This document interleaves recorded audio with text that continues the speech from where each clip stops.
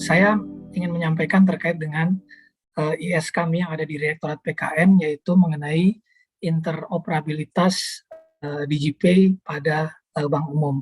Ini memang menjadi salah satu quick win yang ada di Direktorat Jenderal Perbendaharaan yang di-PIC-kan oleh Direktorat Pengelolaan Kas Negara, bekerja sama juga dengan Direktorat SCTP untuk yang saat ini. Ya, apa sih DigiPay, Bapak Ibu sekalian, Mas dan Mbak sekalian? Ya, DigiPay sebenarnya suatu aplikasi ya, aplikasi dalam rangka mengelola kas negara, khususnya adalah uang persediaan, di mana mengintegrasikan antara pembelian atau pemesanan barang dan jasa yang dibiayai oleh uang persediaan, kemudian juga dibayarkan secara cashless menggunakan aplikasi sistem, juga perhitungan dan pembayaran pajaknya dan pelaporannya di dalam satu aplikasi. Nah, aplikasi ini kami bekerja sama untuk saat ini dengan 4 bank himbara, yaitu Bank BRI, Bank BNI, Mandiri, dan Bank BTN. Nah, kalau kita lihat di gambar tersebut ya Bapak Ibu sekalian, itu ada proses bisnis. Jadi misalnya Satker itu melakukan pemesanan, baik itu barang dan jasa, ke vendor. Vendor-vendor ini adalah vendor-vendor dari mereka sendiri, dari vendor-vendornya Satker yang mungkin selama ini telah bekerja sama dengan cara pembelian secara manual atau secara tunai gitu ya. Nah, dari pemesanan tersebut maka vendor UMKM akan menyampaikan baik itu barang maupun jasa kepada Satker. Nah, kemudian setelah barang dan jasa tersebut diterima oleh Satker, maka dilakukanlah instruksi pembayaran menggunakan aplikasi CMS ataupun kalau yang kita kenal dengan internet banking ya, dan juga dengan kartu kredit pemerintah. Kemudian nanti dari bank akan mengucurkan dana dari rekening bendahara pengeluaran yang ada di Satker ke rekening yang ada di vendor ataupun UMKM tersebut. Nah, kemudian ada proses pelaporan yang bisa dia tampilkan dari bank kepada Satker bahwa pembayaran tersebut telah dilaksanakan. Nah, kalau kita lihat di sini memang DigiPay itu mengintegrasikan beberapa aktivitas. Yang pertama adalah pengadaan barang dan jasa yang sifatnya sederhana ya, sampai dengan 200 juta untuk yang kartu kredit pemerintah, dan kalau yang internet menggunakan internet banking atau tidak menggunakan kartu kredit pemerintah maka masih menggunakan yang 50 juta. Kemudian dilakukan pembayaran, pelaporan dan perpajakan di dalam satu aktivitas aplikasi.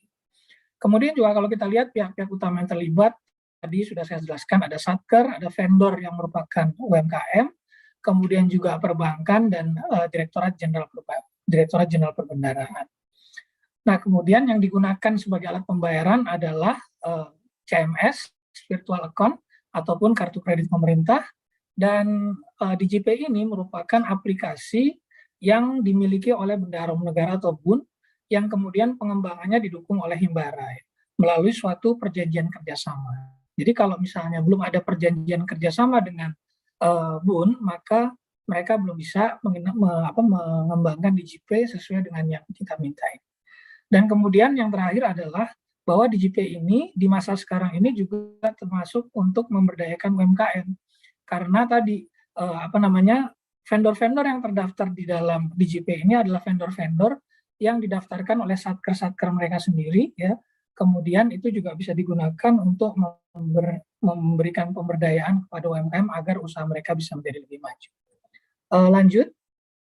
Nah, Bapak Ibu sekalian, ini adalah posisi DigiPay saat ini. Posisi DigiPay tentunya semakin kuat karena di tahun 2022 ini ditetapkan sebagai salah satu IKU Kemenkeu White One ya, menjadi salah satu subbagian IKU di sana, kemudian juga menjadi salah satu bagian daripada IKU Direktorat PKN, IKU Kanwil, dan IKU KPPN terkait dengan transaksi.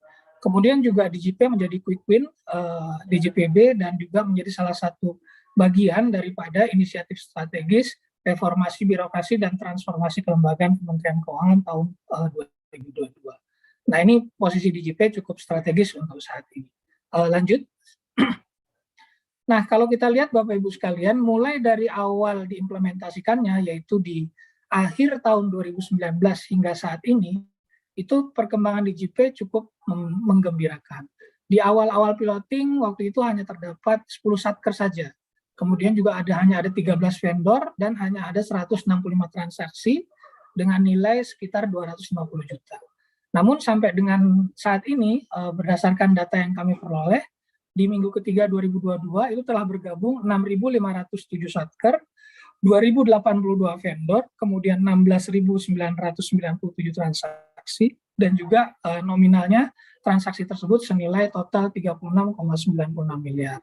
Nah, tentunya kami juga di sini sangat berterima kasih dengan peran teman-teman di KPPN dan Kanwil yang turut ikut serta mensukseskan daripada implementasi DigiPay ini sehingga bisa mencapai progres yang sampai dengan saat ini. Lanjut. Ya, nah ini kalau misalnya kita lihat implementasi DigiPay sebarannya per provinsi ya, sampai dengan minggu ketiga Mei 2022. Nah ini kalau kita lihat, memang yang pertama di dalam peta ini bahwa ternyata DigiPay itu bisa dilaksanakan di seluruh wilayah Indonesia. Jadi mulai dari Sumatera Utara sampai dengan ke Papua. Nah, kenapa di Aceh ini belum ada? Ini di Aceh memang menjadi catatan khusus bagi kami karena di Aceh itu berlaku konun ya, konun 11 di mana di situ hanya diperbolehkan bank syariah saja yang beroperasi di wilayah Aceh. Nah, sementara untuk saat ini DigiPay itu hanya baru dikembangkan oleh bank-bank umum yang sifatnya konvensional, yaitu Bank Himbara ya. Sehingga memang untuk Aceh ada pengecualian belum bisa dilakukan transaksi menggunakan DigiPay sampai dengan saat ini. Nah, kemudian kalau kita lihat di sini sebarannya cukup merata dari seluruh wilayah Indonesia dan ini alhamdulillah terima kasih teman-teman di Kanwil dan KPPN yang telah mengawal ini. Dan kalau kita lihat di wilayah yang paling tinggi capaiannya itu yang warna hijau ya di Pulau Bali, itu adalah Kanwil DJPB Bali, itu sudah ada 2016 transaksi dengan nilai 6,9 miliar dan telah memiliki 180 satker dan 103 vendor. Nah ini cukup berterima kasih. Dan mungkin kalau yang paling kecil di sini bisa kita sampaikan bahwa untuk Kanwil DJPB Sulawesi Barat ya, ini transaksinya 26, kemudian total transaksinya 84 juta, satkernya 81 dan vendornya 7. Nah ini mungkin bisa mendapatkan perhatian kita semua, bisa melakukan benchmark ke kanwil-kanwil lain yang ternyata sukses untuk melaksanakan implementasi DigiPay ini. Lanjut. Nah, Bapak Ibu sekalian, di dalam implementasi DigiPay sejak tahun akhir 2019 sampai dengan saat ini, kami juga selalu melakukan monitoring dan evaluasi dan menerima masukan-masukan dari teman-teman baik di KPPN, Kanwil, kemudian Satker, dan juga para pengembang di perbankan seperti itu. Dan intinya adalah memang terdapat kendala ketika DigiPay ini dimulai sejak tahun 2019 sampai dengan sekarang. Yang pertama, kendala itu adalah hanya bisa digunakan oleh satker atau vendor yang memiliki rekening yang ada di bank yang sama dengan DigiPay tersebut, yaitu hanya bisa di BRI, Mandiri, dan BNI. Kemudian juga dari sisi aplikasinya ini terdapat juga segmentasi dan ini perlu disederhanakan. Ada perlu simplifikasi daripada aplikasi DigiPay itu sendiri. Kemudian adanya juga isu rekening non-himbara yang ternyata mereka ingin masuk ke dalam DigiPay, namun karena di sini memang membentuk ekosistem satu bank, maka mereka sampai dengan saat ini belum bisa masuk untuk yang rekeningnya berada di luar himbara. Kemudian juga belum adanya interkoneksi dengan Sakti dan juga perlunya penyempurnaan fitur di aplikasi DigiPay yang saat ini. Nah, oleh karena itu oleh karena itu, ke depan kami akan mencoba untuk membuat suatu interoperabilitas DigiPay, di mana nanti hanya akan ada satu aplikasi DigiPay yang dikembangkan oleh Direktorat Sistem Informasi dan Teknologi Perbendaharaan (SITP) bekerja sama dengan PKN. Dan juga di sini bermaksud untuk menyelesaikan isu rekening, satker-satker dan vendor pengguna rekening yang non-himbara itu bisa bergabung dan menggunakan DigiPay. Dan juga nanti ke depannya DigiPay akan interkoneksi dengan Sakti. Lanjut. Nah, ini adalah pengembangan interoperabilitas DigiPay yang akan kita tuju ya. Untuk yang existing tadi seperti yang sudah saya jelaskan ya, bahwa akan ada penyempurnaan aplikasi yang ada di Himbara saat ini itu akan diambil alih oleh Direktorat SITP untuk kemudian kita menggunakan aplikasi yang namanya Satu DigiPay ya. Kemudian untuk kedepannya ini memang ada beberapa agenda yang antara lain juga kita akan mengintegrasikan atau menginterkoneksikan aplikasi Satu DigiPay ini dengan aplikasi yang dimiliki oleh LKPP, seperti misalnya toko daring.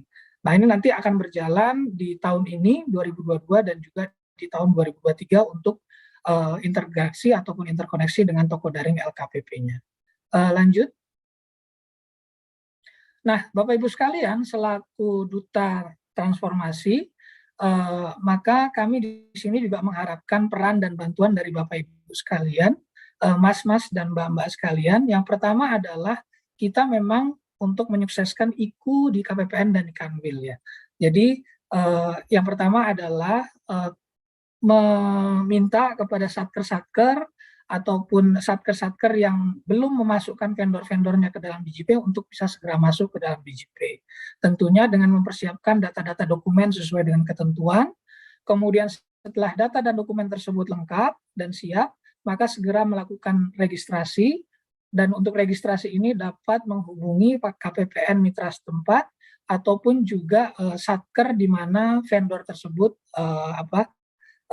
bergabung dengan satkernya seperti itu. Kemudian juga jangan lupa setelah satkernya bergabung dengan DigiPay, maka juga lakukan rekrut vendor agar pembelanjaan atau pemesanan barangnya bisa dilakukan di dalam DigiPay dan segera melakukan transaksi. Transaksi-transaksi ini tentunya akan difasilitasi di dalam DigiPay dengan menyampaikan katalog-katalog barang, produk, dan jenis jasa yang akan bisa dilihat di dalam katalognya DigiPay. Nah, mungkin itu ya, jika ada permasalahan, maka permasalahan tersebut dapat dikomunikasikan kepada kami di PKN ataupun kepada KPPN setempat dan juga kepada Bank Himbara, tentunya di kantor cabang bank setempat. Nah, mungkin itu dari kami untuk sementara, nanti silakan untuk bisa berdiskusi lebih lanjut. Terima kasih Mas Yogi Bekti.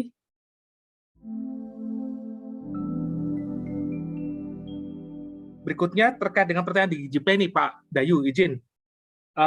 Tadi disebutkan untuk mekanisme vendor UMKM. Jadi ini apakah otomatis langsung ke DigiPay atau seperti apa? Jadi pertanyaan pertama. Kemudian yang pertanyaan kedua terkait dengan kalau misalnya ada vendor yang pinjam bendera. Nah ini terkait dengan hal ini, bagaimana terkait dengan regulasi atau seperti apa? Monggo persilakan Pak Dayu, kami persilakan. Ya, jadi mungkin begini ya Mas. Terima kasih Pak Junedi atas pertanyaannya. Jadi kalau yang terkait dengan pendaftaran vendor ini memang dia dilakukan oleh satker ya. Satker yang selama ini mungkin telah bermitra dengan vendor tersebut. Dan tentunya ketika akan mendaftarkan ini ada beberapa persyaratan yang perlu dipenuhi, misalnya kayak semacam surat izin usaha ataupun surat keterangan usaha dari RT RW setempat gitu ya, ataupun kelurahan setempat. Kemudian juga dia juga harus punya rekening tentunya seperti itu. Nah, ini adalah persyaratan-persyaratan yang perlu dipenuhi ketika akan mendaftarkan vendor sebagai mitranya sebuah satker. Kemudian tentunya setelah didaftarkan, maka tentu saja belum tentu langsung otomatis bisa bertransaksi di DigiPay ya Pak ya. Jadi harus ada kayak semacam proses, misalnya mengupload foto-foto produk seperti itu di dalam DigiPay itu, agar nanti bisa kelihatan tuh barang-barang yang akan diberikan seperti apa. Nah, di dalam vendor ini pun ada usernya ya, ada user di dalam DigiPay. Jadi di dalam vendor itu setidaknya ada dua yang saat ini ya. Jadi admin vendor itu sendiri, kemudian petugas pengirim barang ataupun petugas pengirim jasa tadi gitu ya. Itu perlu memiliki admin di situ atau ada user di situ, dan itu didaftarkan oleh satkernya ya, didaftarkan oleh satkernya menggunakan alamat email yang ada seperti itu. Nah, itu mungkin jadi tidak langsung otomatis jawabannya. Jadi ada proses-proses yang perlunya nanti dilakukan di dalam sistem DigiPay itu sendiri. Kemudian yang kedua tadi, pertanyaan kedua tadi terkait dengan pinjam meminjam bendera ya. Eh, Kalau misalnya yang dipinjam itu adalah benderanya itu bukan pengguna DigiPay yang sebenarnya, maka sebenarnya itu memang tidak bisa terdeteksi, Pak, tidak bisa terdeteksi. Karena apa namanya? Sebenarnya ketika dulu awal-awal DigiPay itu akan dikembangkan, uh, untuk bisa Satker masuk ke dalam DigiPay itu harus melalui kami dulu nih, melalui kami di Direktorat PKN, termasuk juga vendornya seperti itu. Namun dengan dengan desakan ataupun arahan daripada pimpinan yang ingin membesarkan DigiPay, sehingga sekarang itu tidak perlu lagi penetapan dari Direktur PKN, sehingga satker-satker maupun vendor-vendor yang akan masuk ke dalam DigiPay itu tidak harus mendapatkan penetapan dari PKN terlebih dahulu. Nah, terkait dengan pinjam-minjam bendera itu, kalau misalnya vendor tersebut sudah didaftarkan bersama-sama juga dengan vendor yang lain di DigiPay, maka itu nggak bisa, Pak. Nggak bisa, karena ketahuan gitu. Kecuali yang vendor yang dipinjamin bendera ini adalah vendor yang belum terdaftar di DigiPay, itu bisa ke ini ya, bisa aman lah seperti itu. Tapi kalau sudah sama-sama pengguna DigiPay juga ya nggak bisa, pasti ketahuan. Gitu. Kemudian yang perlu dicermati juga di dalam DigiPay itu ada ini Pak Junaidi, apa namanya? Ada testimoni ya, ada testimoni ketika Satker melakukan transaksi, kemudian barangnya diterima, jasanya diterima seperti itu, kemudian dia memberikan testimoni itu. Testimoni kayak seperti misalnya kalau kita naik Gojek ya, ngasih bintang 5, ngasih bintang 1 kan gitu kan. Nah, itu juga menjadi menjadi gambaran untuk satker-satker lain yang akan menggunakan vendor tersebut. Kalau misalnya nanti di situ vendor testimoninya bintangnya 5, bagus, berarti pelayanannya itu akan menjadi kayak semacam marketing baru lah bagi satker-satker yang akan berbelanja menggunakan vendor yang baru tadi. Tapi kalau misalnya testimoni dari satker atau suatu satker itu memberikan bintang hanya 1 karena pelayanannya yang buruk, ya mungkin tidak akan mau lagi dia satker-satker lain mungkin tidak akan menggunakan vendor tersebut. Jadi ada kayak semacam testimoni di dalam DigiPay tadi. Mungkin itu jawabannya sementara Mas Yogi. Dan itu semua sudah ada di manual booknya masing-masing DigiPay sih, sudah ada. Terima kasih. Baik, terima kasih Pak Dayu. Bagaimana Pak Jun? Udah clear? Sedikit Pak Yogi, mohon maaf. Itu jadi kan Satker kan sudah melakukan pendaftaran ya, kemudian sudah melakukan upload produk untuk bisa melihat, bisa ditampilkan gitu ya, pelayanan dan segala macamnya, produknya. Itu yang dilakukan oleh KPPN, apakah dia perlu approve sehingga si vendor itu masuk ke sistem KPPN, sehingga pada saat si Satker akan melakukan transaksi tidak terkendala, atau gimana itu langkah-langkahnya Pak? Atau otomatis tadi terdaftar juga di sistemnya KPPN gitu?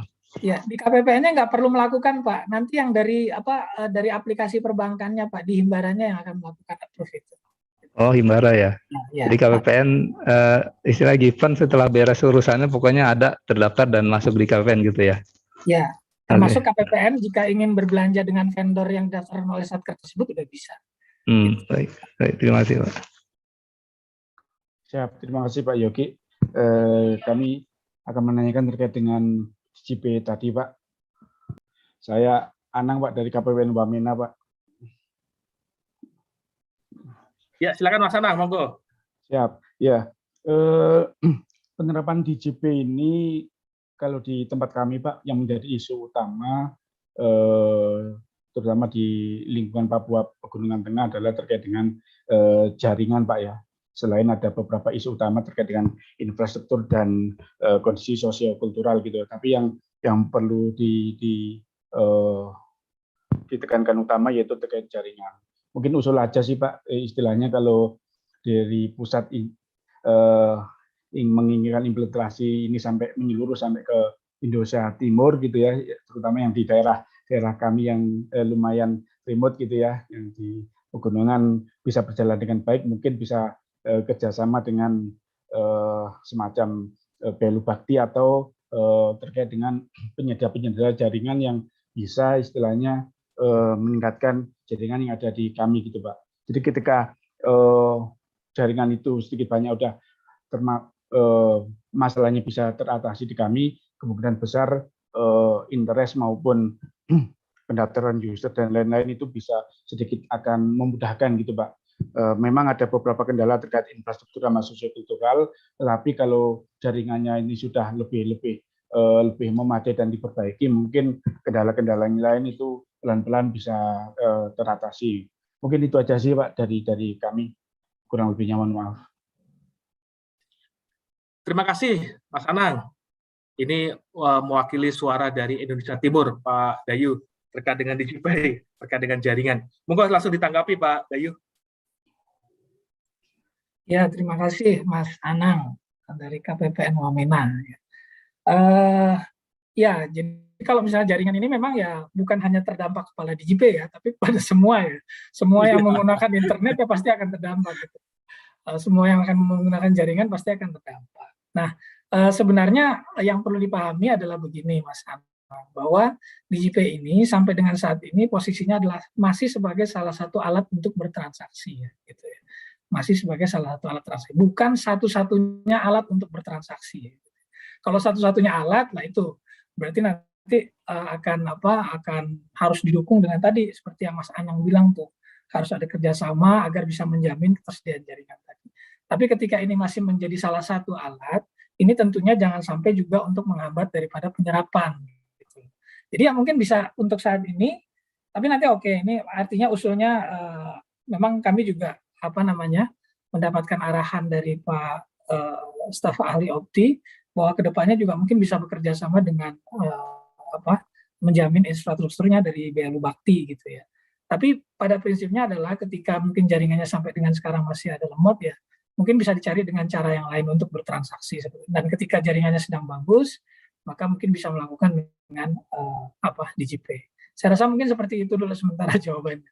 Gitu. Terima kasih. Oke, terima kasih Pak Dayu. Bagaimana Mas Anang? Siap-siap. Saya juga mewakili KPPN sebagai ini Pak, sebagai bun kan, karena kan sudah masuk ke IKU gitu ya. Betul. Iya. Baik, nanti mungkin bisa dikoordinasikan lebih lanjut oleh Pak Dayu dan tim ya di PKN. Semoga nanti juga implementasi dari DigiPay ini di Indonesia Timur khususnya dengan jaringannya lancar, tentunya implementasinya juga lancar gitu Mas Anang ya bahasanya ya. Siap Pak, siap. Oke. Terima kasih Mas Anang. Dari Mbak Lani dari Pati, dari KPP Pati. Silakan Mbak Lani. Iya, baik. Terima kasih Pak Yogi. Terima kasih atas kesempatannya. Perkenalkan, saya Lani, Lighthouse KPPN Pati, merupakan salah satu tim dari Change Agent Kanwil Jawa Tengah.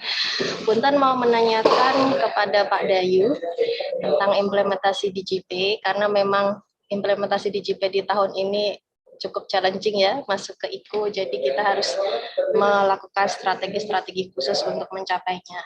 Mohon maaf Pak Yogi dan juga Pak Dayu, untuk di kota ataupun kabupaten yang non-provinsi, itu mempunyai tantangan khusus ya, bagaimana menggait vendor untuk mau masuk ke jaringan DigiPay ini. Gitu. Karena kalau kita masuk ke DigiPay itu, poin plusnya adalah pengguna atau yang belanja itu tidak perlu keluar rumah gitu kan, kita menghemat waktu gitu. Tapi kalau kondisinya di kota yang bukan ibu kota provinsi, artinya untuk jarak menuju vendor tersebut sebenarnya tidak ada masalah kalau kita tempuh sesuai dengan yang offline gitu kan.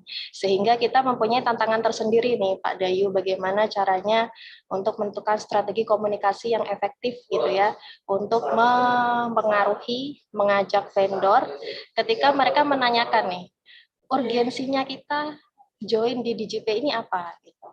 Kemudian benefitnya bagi kami apa gitu. Itu sering kami dengar seperti itu. Jadi kiranya apakah dimungkinkan Pak Yogi dan juga Pak Dayu himbara dari level pusat itu menyuruh gitu ya, menyuruh perbankannya yang ada di level cabang juga untuk mau woro-woro gitu ya, untuk mengannounce bahwa ada DigiPay dari government yang harus kita sukseskan dan juga kita dukung dan tetap ada benefitnya gitu. Jadi kita tidak sendiri gitu. Tim KPPN baik sebagai BUN maupun Satker tidak sendiri. Kita ada perlindungan gitu ya dalam tanda kutip dari Himbara Pusat gitu ya. Jadi kita nanti ketika di daerah itu ada pendampingan juga gitu dari tim perbankan gitu. Jadi strategi apa yang paling efektif dimungkinkan untuk menggait vendor agar mau masuk ke DigiPay dan juga strategi komunikasi yang paling efektif. Demikian Pak Yogi dan juga Pak Dayu, terima kasih atas kesempatannya. Selamat siang. Terima kasih Mbak. Oke. Terima kasih Mbak Lani yang telah memberikan pertanyaan terkait dengan implementasi DigiPay, strategi komunikasi apa ataupun usulan tadi sifatnya Mbak ya.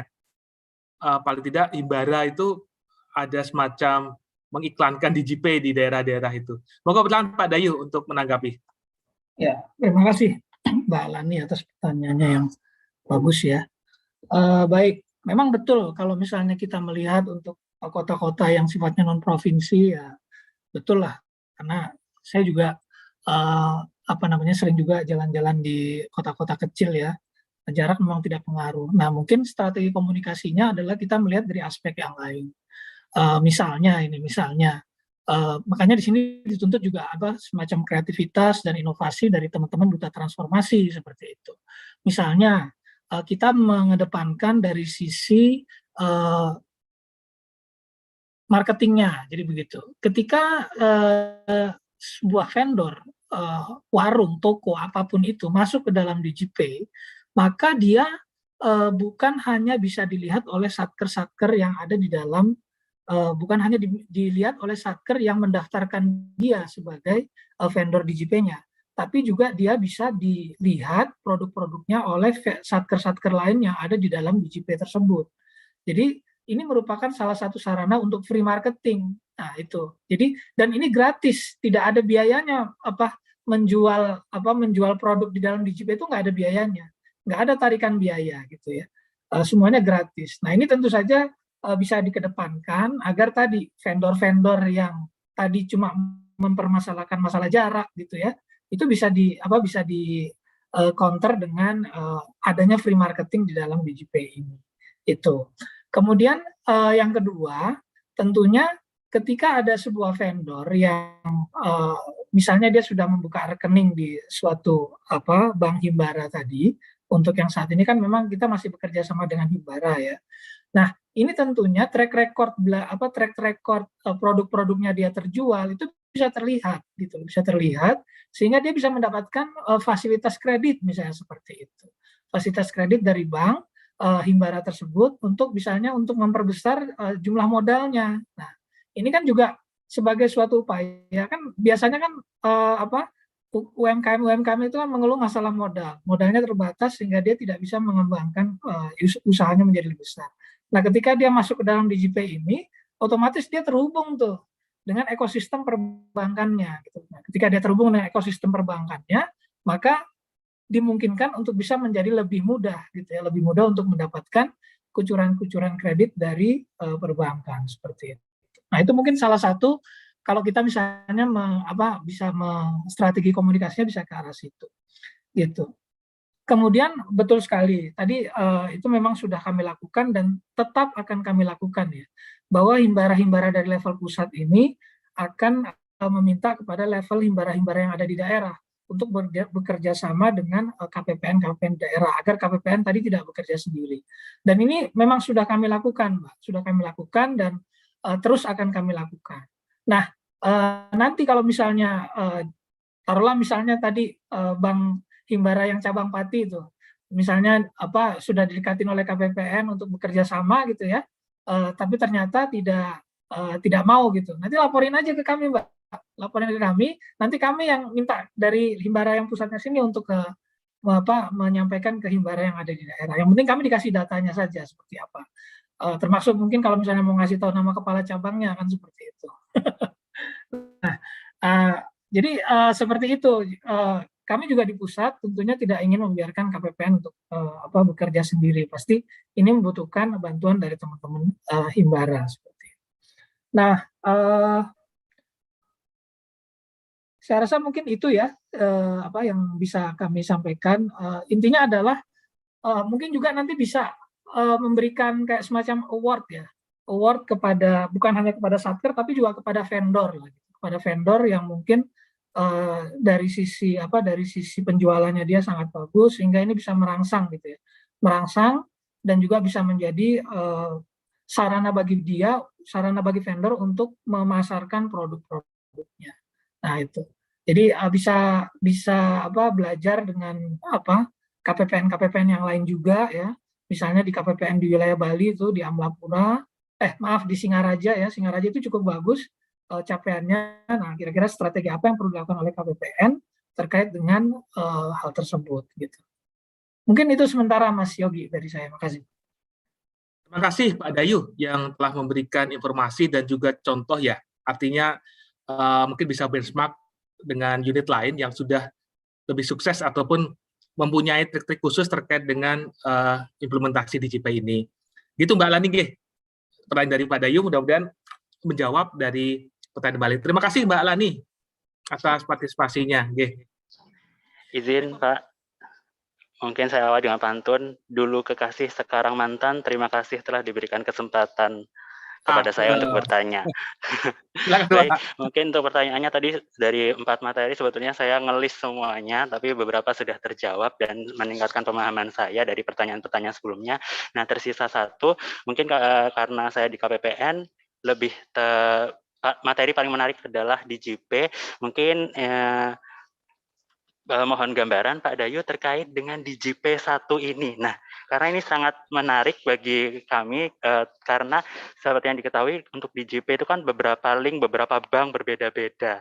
Nah, untuk dengan tahun ini DJP 1 ini progresnya sudah sampai mana dan kiranya gambarannya seperti apa nantinya, seperti itu Pak.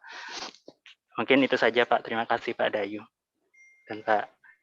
Terima kasih Pak Karno dari KP Mataram. Monggo Pak Dayu. Ya, terima kasih Mas Karno dari Mataram ya, yang ingin memperdalam terkait dengan DJP 1. Untuk saat ini DJP 1 baik dari sisi aplikasi maupun dari sisi regulasi itu masih dalam tahapan sedang dikerjakan Pak, on progress. Jadi untuk regulasi ini tentunya kami akan mengganti Perdirjen 20 tahun 2019 dan sampai dengan saat ini masih berjalan proses penyusunan Perdirjen tersebut, penggantinya.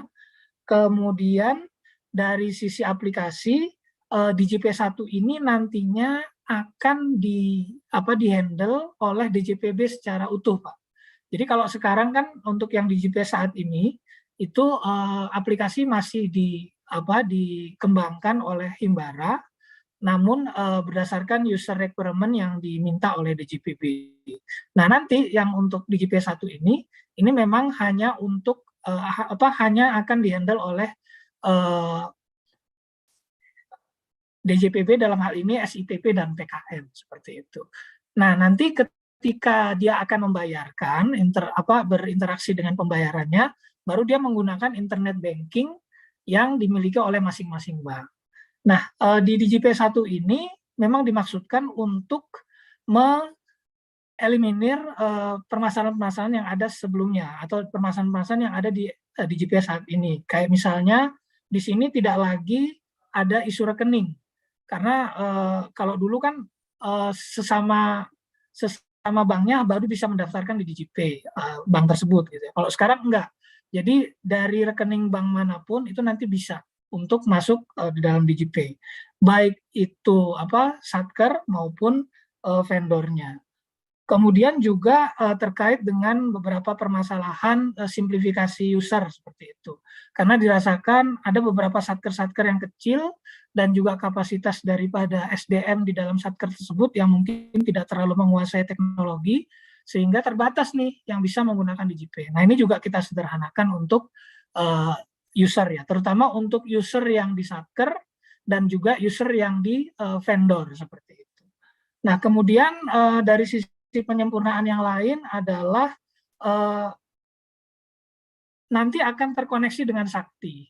Artinya Sakti itu nanti akan bisa memberitahukan mengenai ketersediaan dana sebelum transaksi ini dilakukan. bukan. Nah, ini memang sesuai dengan prinsip bahwa suatu belanja itu harus tersedia dananya terlebih dahulu dan baru dibayarkan setelah barang dan jasa tersebut diterima. Nah, itu nanti akan terkoneksi dengan Sakti. Dan juga kedepannya seperti tadi yang sudah saya gambarkan di dalam slide, akan terintegrasi ataupun terkoneksi juga dengan aplikasi yang dimiliki oleh LKPP. Nah, itu mungkin gambarannya, tapi intinya di tahun ini itu masih sedang berjalan, Mas Soekarno. Gitu. Demikian mungkin Pak Yogi, gambaran sedikit tentang DJP 1. Udah habis waktunya ya Pak ya? Boleh nanya? Boleh Pak, satu Pak. Ya, monggo silakan Pak.